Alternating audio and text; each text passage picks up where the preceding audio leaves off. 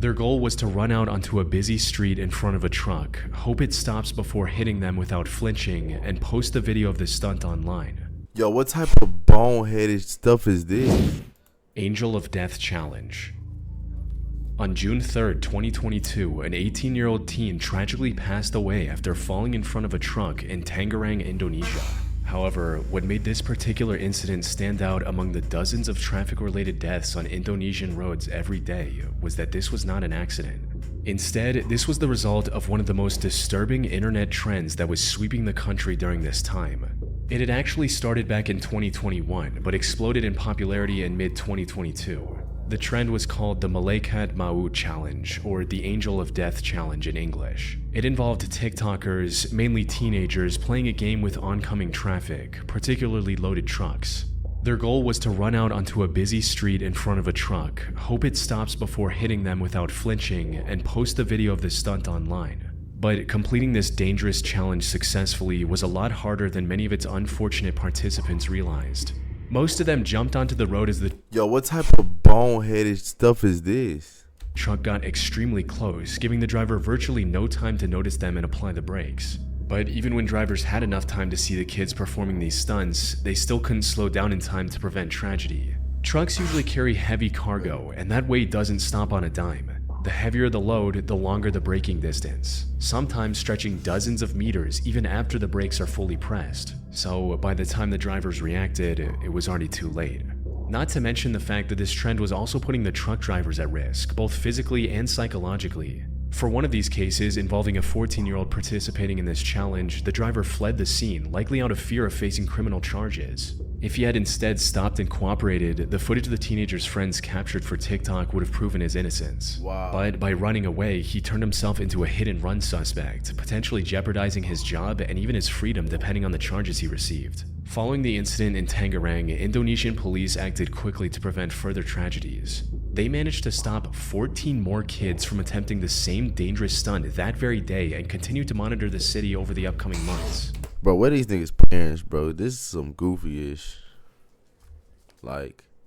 However, the attempts in Tangerang, Indonesia were only a small part of the global trend that cost several lives and left many others with life-altering injuries over the next year. Thankfully, TikTok eventually stepped in and removed all content related to the Angel of Death challenge. Wow. And since social media validation was the main reason participants took part in this dangerous trend, the platform's ban caused it to gradually fade into obscurity.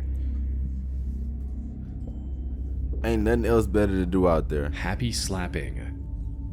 On the 21st of January 2005, the Tez magazine in the UK reported on a new trend spreading rapidly across the country, something they referred to as happy slapping. Contrary to its name, however, the trend was anything but happy. In essence, it involved people, often young adults or teenagers, going up to a random person, slapping them, recording their shocked reaction, and then sharing that video with others. Personal camcorders and phones with cameras were becoming a lot more accessible during this time, allowing the attackers to record their crime and share it as something funny. These happy slapping videos were shared all over the internet for the whole world to see. As for how this trend initially started, some reports from the time linked them to violent And a nigga walk up to me ever in life and slap me, boy, it's over, boy. I'm releasing every single bit of anger in my body on that nigga. TV shows like Jackass and Dirty Sanchez. A big difference between these shows and the happy slapping videos, however, was that everyone on TV consented to enduring the pain on camera. The people filming happy slapping videos, on the other hand, usually targeted complete strangers and bystanders for what they perceived as social clout. As a media expert from that time explained it, "What we see the kids watching these shows doing is thinking, well, maybe I could stage my own scenes of pain and humiliation along these lines. Then with happy slapping, people are drawn in as random victims rather than the kind of voluntary performances we get in the shows that are being copied. I think happy slapping has become a shortcut in the eyes of the slappers to fame and notoriety among the people who see the images circulated on the web or sent to them via their mobile phones." And while that was already bad enough on its own, things quickly took an even darker turn.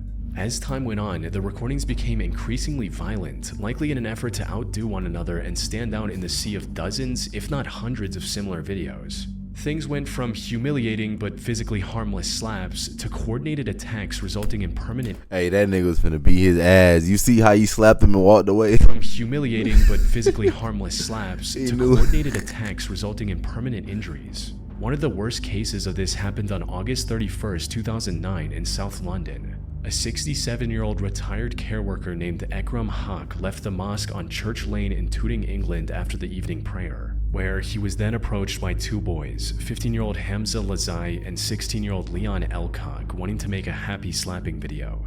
Things quickly spiraled out of control as neither of them held back, resulting in Ekram passing away a week later from a severe head injury he received during the incident. What? The two were eventually identified and arrested after police reviewed CCTV footage from a nearby camera. Both pled guilty to manslaughter, with Leon receiving a 4.5-year sentence and Hamza sentenced to 3.5 years in prison. The happy slapping trend as a whole eventually faded away after the UK and the surrounding countries started treating it as a significant threat to public safety, with France even criminalizing it and giving it a punishment of up to 5 years in prison. 5 years for slapping somebody Skullbreaker is crazy. Challenge.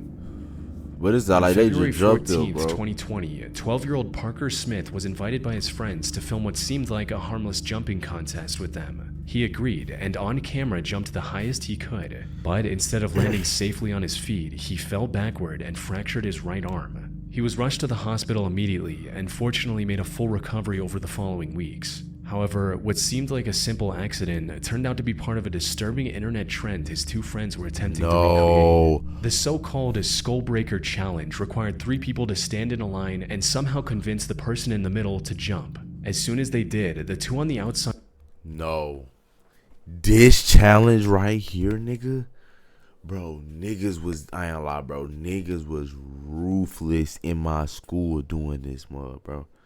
And it's crazy because the first time I seen it, I didn't even know what niggas was doing, and they tried to do it on me, but like they messed up, and I landed on my feet, and I was like, oh hell no, like y'all niggas got me fucked up, like hell no, bro. But they got some other niggas bad, like damn, that's crazy, folks. Swept the legs of the one in the middle. This real life dangerous though. This caused them to fall backward, usually on their head, which is where the trend got its name from. It started earlier that year after a video of 2 students from Spain doing it on their friend went viral on social media platforms like TikTok, prompting countless imitators to try and recreate its success. And, as you might imagine, the results were disastrous, with Parker being one of the lucky ones for walking away with just a fractured arm. Many others were knocked unconscious by the impact, suffered from severe concussions, and some even needed multiple stitches across their skull and face. Wow. The most devastating of these incidents happened on January 24, 2020 in Cherry Hill, New Jersey, when a group of 7th graders attempted the challenge in school. Unfortunately, the victim fell way too hard on their head, causing them to lose consciousness and have a seizure. He luckily survived the incident and eventually recovered without any head trauma.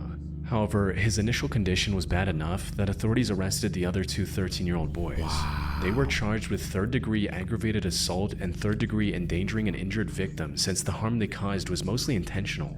Now, I wasn't able to find any reports on whether the charges were dropped or not, but even if they were, being arrested for attempting a dangerous internet challenge goes to show just how dangerous it can be.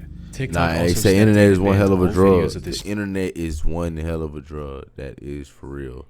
Like when you get your first little taste of clout, like niggas don't know what to do with that challenge on their platform. Unfortunately, once something is on the internet, it never truly goes away. As evident from 2 girls finding videos of the Skullbreaker Challenge, attempting it on one of their classmates, injuring them, and getting charged for it in November 2022, more than 2.5 years after the original fad ended. Fortunately, there haven't been many reports of kids getting injured because of this challenge ever since. Nah, they was definitely doing this to niggas and like bad. Kia Challenge. Near the end of 2020 and throughout 2021, authorities in Milwaukee, Wisconsin noticed a significant increase in car theft. What made this even stranger was the fact that the majority of these stolen vehicles were either from Kia or Hyundai, with theft of these particular cars doubling or even tripling in some areas compared to previous years. However, before investigators could determine the cause of this surge, the situation spiraled beyond their control in ways they could have never expected. Put simply, stealing Kia and Hyundai cars became an internet trend called the Kia Challenge. It began on July 12, 2022, when a video captioned "Kia Boys" went viral for demonstrating just how easy it was to steal Kia and Hyundai cars manufactured between 2011 and 2021. All a thief needed was a screwdriver and any regular USB cable, since the connector just so happened to be the perfect size and shape to jumpstart the vehicle.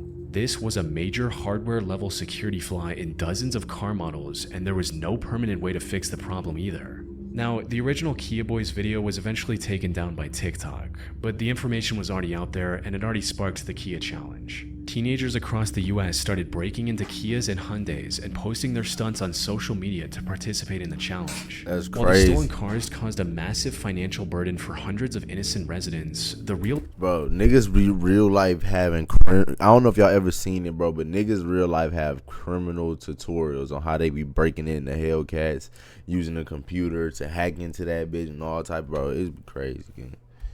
danger of the Kia challenge came from what many of the thieves did once they had taken control of the vehicles. Since many of them had no intention of actually profiting off the stolen cars and were only doing it for the internet, they began taking the cars for reckless joyrides around town, putting their lives and the lives of everyone else on the road in extreme danger. One of these joyrides led to a police chase, which eventually ended with the out-of-control car slamming into the concrete barrier and the teenagers who stole the car trying to flee on foot.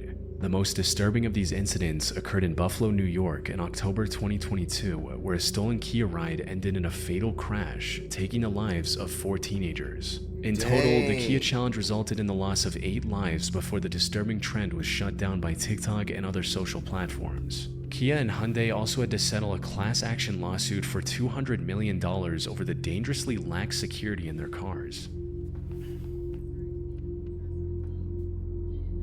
Car surfing.